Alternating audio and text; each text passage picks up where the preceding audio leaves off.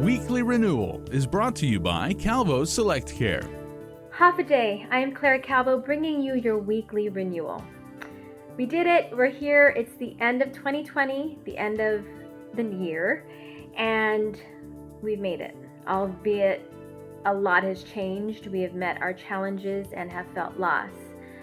However, today I have Michelle Sasamoto to speak about different helpful tips of how to stay uplifted and to keep our minds, bodies, and spirits in a good place.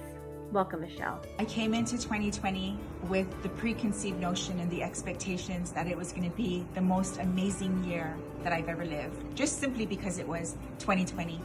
And then this pandemic hit and a lot of things went the way that it shouldn't have gone.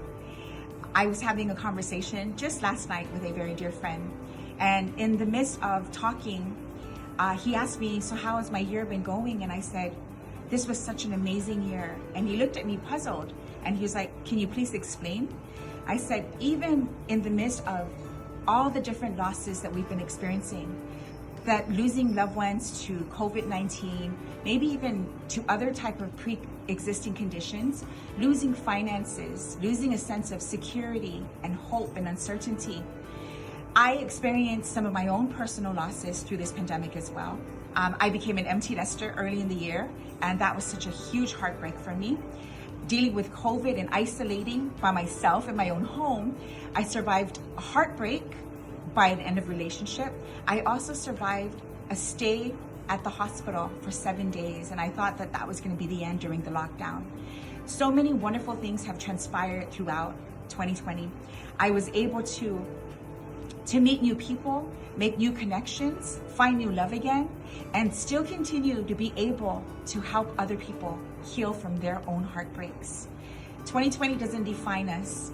We need to have an attitude of gratitude. And you may ask, well, what is that? And how can I have gratitude? How can I be thankful and grateful and kind in this time? Well, I just have 3 tips to offer you that I've used. It is called grace, praise, and race. First, we got to start with ourselves. Grace, by forgiving your own self for not being able to give more than you can, for not being able to be who you can't be. Giving grace to yourself is just accepting where you're at in your journey right now and tomorrow, and not comparing it to other people.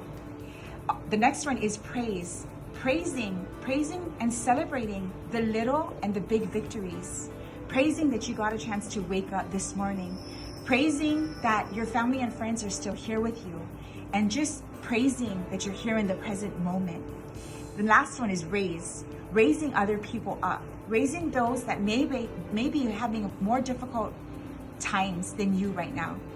Raise people up who may feel very alone, who may feel like there's just no light at the end of this dark tunnel. Call them up, text them, give them a shout out on social media, whatever you can to reach somebody else.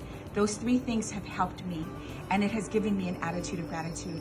My gratitude is deeply rooted. My faith in the Lord has not been shaken through it. In fact, it has gotten stronger. But it's allowed me to embrace this change, to embrace this journey, to acknowledge the pain and the suffering that has been brought upon by whatever has been happening to us. And most importantly, sharing my testimony with others, being there for other people, being present, loving life.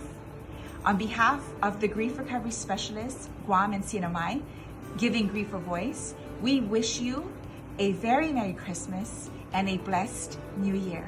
We love you. Thank you, Michelle, and thank you all. I'll see you next time on your Weekly Renewal. Weekly Renewal is brought to you by Calvo Select Care.